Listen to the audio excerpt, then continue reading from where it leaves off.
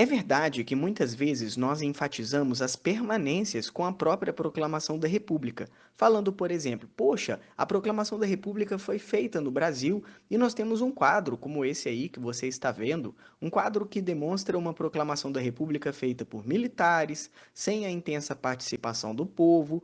No quadro, nem parece, olha só, observe, nem tem muita gente que de fato represente uma classe média ou aquele que mais representava o Brasil nessa época, um agricultor, ou também um escravo, ou também as mulheres. Você vê que um quadro que representa um momento grandioso, como a proclamação da República, sendo representado com uma praça com bastante fumaça, uma praça bastante confusa.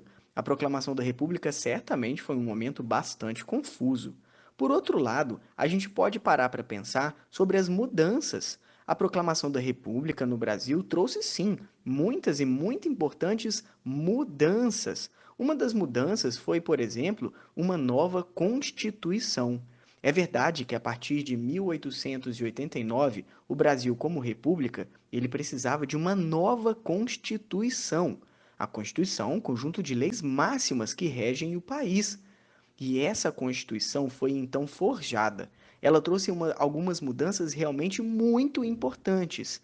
Uma delas foi, de fato, o diálogo com o liberalismo político. Essa imagem maravilhosa que você está vendo aí, ela representa as revoluções liberais que aconteceram no século XIX. É muito interessante que você perceba que lá no fundo desse quadro maravilhoso está a Bastilha, pegando fogo com um monte de fumaça. A Bastilha caiu durante a Revolução Francesa. Então é muito legal que nós percebamos a conexão entre as revoluções liberais, o liberalismo político e aquilo que chegou aqui no Brasil em 1891, como que chamamos de Constituição de 1891. A nossa Constituição de 91, ela esteve conectada com o liberalismo político, que está conectado com lutas muito importantes que estavam acontecendo na Europa no século XIX. Essa mulher que você está vendo aí seminua, usando o barrete frígio, que é o chapeuzinho vermelho que você está vendo aí, que simboliza a Revolução Francesa,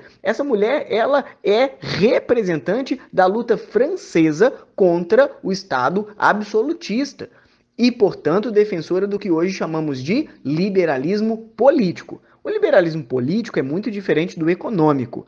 Aí você pode ver nessa imagem que o liberalismo econômico é uma doutrina política econômica que defende a não intervenção do Estado na economia. Ela baseia-se na ideia de que os interesses, as ambições individuais dos cidadãos são o foco do Estado. O Estado tem que facilitar o enriquecimento. Então, o liberalismo econômico é bem diferente do liberalismo político, que está realmente conectado com esse quadro maravilhoso que a gente acabou de ver das revoluções liberais. O liberalismo político tem como um dos seus representantes, por exemplo, John Locke, que você está vendo aí na imagem.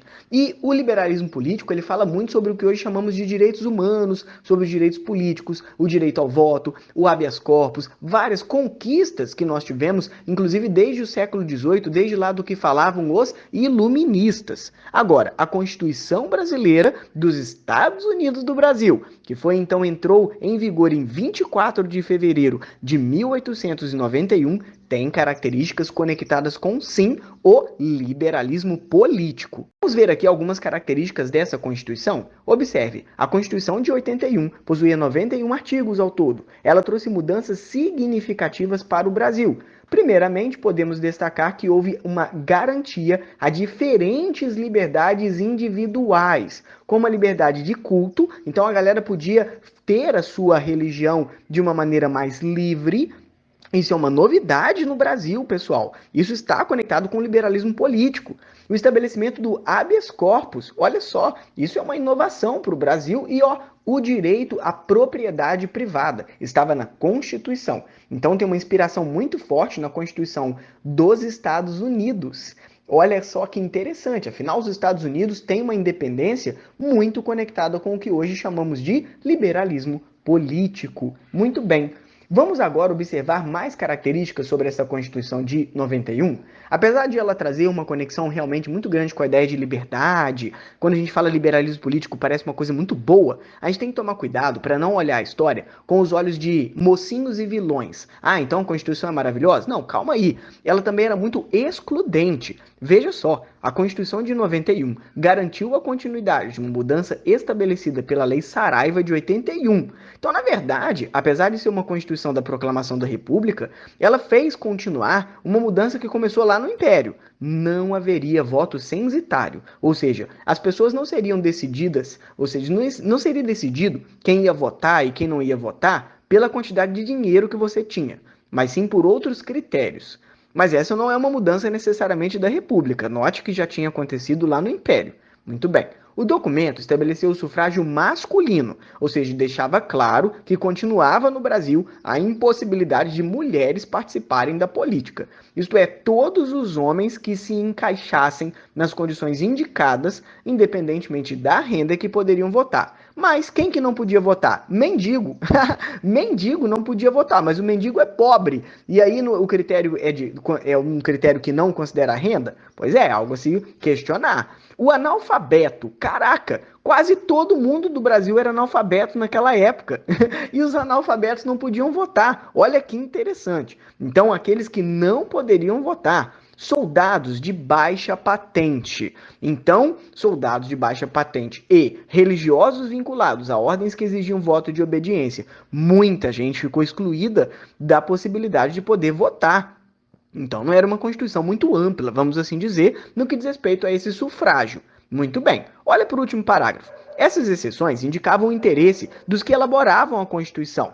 Elaboraram a Constituição, ou seja, em excluir os pobres de participar de eleições, uma vez que mendigos, analfabetos e soldados de baixa patente não poderiam votar. Além disso, a Constituição de 91 não pontuou nada sobre as mulheres. Isso deixou subentendido de que a cidadania ainda não era um direito que alcançava esse grupo. É verdade que na Constituição, pessoal, de 91, não deixava muito claro, na verdade não deixava claro, que as mulheres não podiam votar. Mas ficava subentendido, nas entrelinhas, vamos assim dizer, que ainda assim o sufrágio era masculino. Então é uma Constituição que traz mudanças, mas também é uma Constituição que traz permanências. As duas características importantes que a gente pode lembrar sobre a Constituição de 1891 foi o fato de que ela estabeleceu, consolidou o modelo federalista no Brasil, dando maior autonomia para as províncias, que é o que hoje chamamos de estados. As províncias no Brasil passaram a ter mais poder de autonomia, ou seja, podiam decidir mais sobre o funcionamento das suas próprias vidas políticas. Por exemplo, as províncias podiam firmar acordos diplomáticos com outros países, então, portanto, elas tinham maior independência do governo federal. Portanto, o federalismo será uma grande marca do primeiro governo da República do Brasil, dos primeiros governos da experiência republicana brasileira, porque, de fato, o federalismo fortalecerá as lideranças locais. As lideranças locais, principalmente os chamados coronéis, serão muito importantes na Primeira República, justamente devido aos moldes da Constituição de 1891, que trouxe então o reforço do federalismo. Além disso, uma outra questão muito importante é a instituição do Estado laico no Brasil. A ideia de que, na verdade, nós temos a separação entre a Igreja e o Estado. Ser um Estado laico não significa dizer que religião é proibido no Brasil, muito pelo contrário. Existia liberdade de culto a partir da Primeira República no nosso país. Contudo, o Estado não poderia confessar uma religião em específico, ou seja, o Estado não poderia se dizer católico ou se dizer protestante, por exemplo. O Estado em si não poderia defender nenhuma religião em específico. Portanto, nós estamos vendo realmente que a Primeira República no Brasil, sobretudo devido a essa Constituição de 1891, apresentou muitas mudanças, mas também apresentou permanências. É muito importante notarmos esse jogo de sombras e luzes que compõem a história.